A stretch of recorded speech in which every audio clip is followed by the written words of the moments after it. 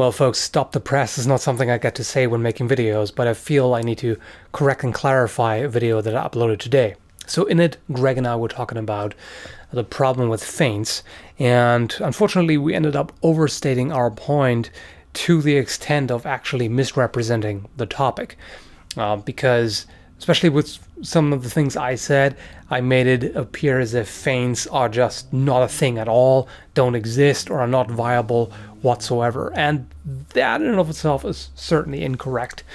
So there were a lot of responses, of course, to that, and some fairly harsh criticism, which I welcome.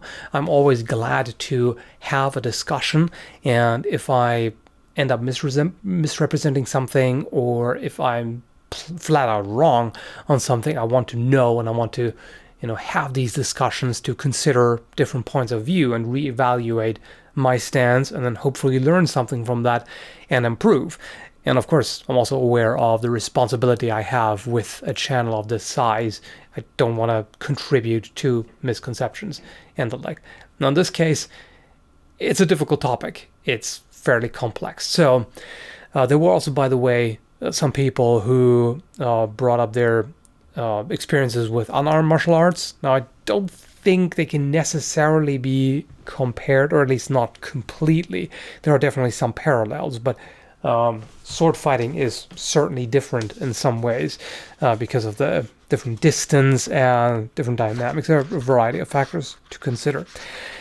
However, so what we were trying to get across is that if you use a feint as in a pretend attack that is supposed to set up your real attack, then you can run into the problem of exposing yourself to a counter. Like if you step into measure, which is the distance at which you can hit your opponent, with something that's called half-assed, and if you leave yourself open in the process, you can be struck.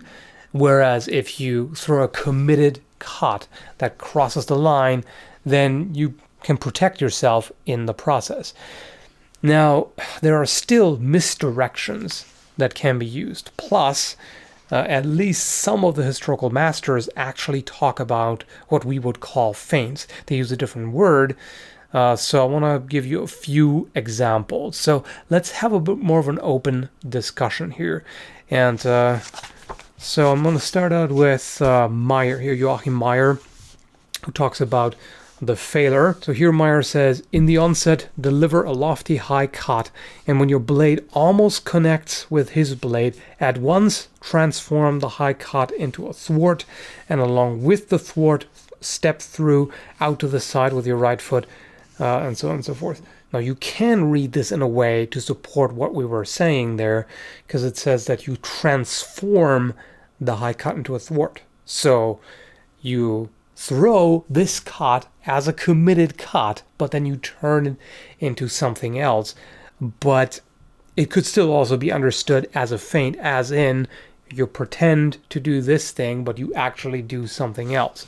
Now it gets a little clearer with some of the other sources. If we look at Sigmund Ringek, who also talks about the failure, he says here, when you come to him with the offset, so act as if you will strike with a free overhew to his left to the head, and steal away your sword with the hew, and strike him with a thwart to the lower opening of his right side or left. So he's pretty clear about it here. Act as if you will strike. So it's not supposed to be a committed cut that's turned into something else. You pretend you're going to do this cut, and then you do something else. So that is an actual feint, the way the term is generally used. On the other hand, Capoferro says, the feints are not good because they lose tempo and measure. He also says, but if it will be done to me in measure while he feints, I will strike. So he seems to be saying what we were demonstrating in the video here.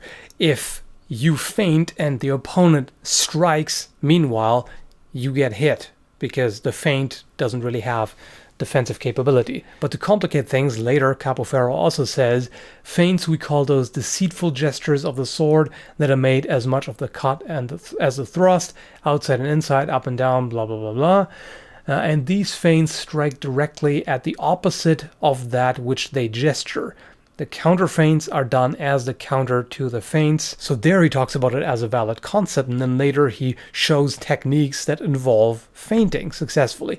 So here, for example, you will be able to disengage with a feinted thrust in third to the face, and as he raises his sword to parry, you will wound him under the sword, turning your hand to second in the manner previously mentioned.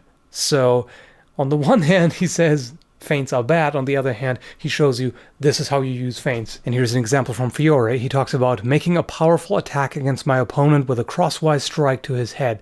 As he makes cover, I strike his sword, but only lightly. Then I quickly turn my sword to the other side of his blade, gripping my sword with my left hand at about mid-sword. From there I can quickly make a thrust into his throat or chest. This could be read either way. So either it is a fully committed cut that he intends to land, but as soon as his opponent covers, he turns it into something else. Or it is a feint designed to cause the opponent to make a defensive action and then exploit the opening that he presents in the process of defending against the pretend attack. Going back to Meyer, here he talks about a deceit. If your opponent binds on the foible of your blade from your right, then thrust up from below inside his face so that the rapier runs around beside your right as if for a loop. Don't do it, but thrust back inside at his body. So here's a case where you don't actually have the intention of following through with that pretend attack, if you want to call it that, the feint, but actually want to proceed to the real threat. He talks generally about feinting here. He says feinting can be wanted each time, however it will be useful and resorted to properly and in the suitable time which only the advancing fencer knows. Thereby you will effect a false strike with advantage that you seek to attain another from there and take it soon. Also Johannes Leküchner here says about messer fighting, perform the feint this way. Do as if you wanted to strike with the Andristau to the upper peaks of his left side, and while striking, as you are close to the messer, strike, and so on and so forth. So again, as if you wanted to strike with this, but then you do that. So this is a pretend attack. So yes, according to the sources, feints do exist. I have to make that clear. If I presented it as if feints were not a thing, were not viable, or whatever, that is incorrect. However, I would still say that especially beginners should be careful with feints, because they can very much expose you if not done well.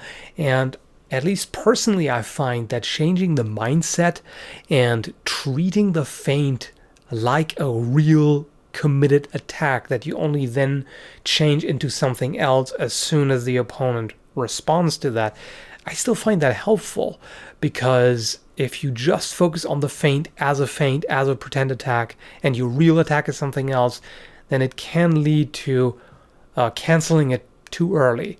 So if you do a feint and you abort it before your opponent even does what the response that you're trying to cause, then that's a problem. That's not going to work. So if you can... This may sound a little too wannabe philosophical, but the way I see it, if you can convince yourself that it is an actual committed attack and you do it as such, and then only at the last moment you do something else, then you will also convince your opponent. Your opponent will definitely buy it if you do it like you mean it. I'm talking all from outside of measure. If you have stepped into measure, let's say you have performed an attack that has been parried or defended in some way, and now you're actually in measure. Now you can actually strike each other without having to take another step. Now this is where any kind of more subtle body language will be more effective. So if you, let's say, you tap your foot in one direction, say you tap your left foot as if you wanted to go left, but then you actually move your right leg and step off into the opposite direction, and you strike on the other side. Now that can very much be effective. So in that case, this is where what people were talking about like dropping the shoulder and things like that in unarmed fighting. This is where that would come into play if you are at this distance. So all of these things need to be taken into consideration.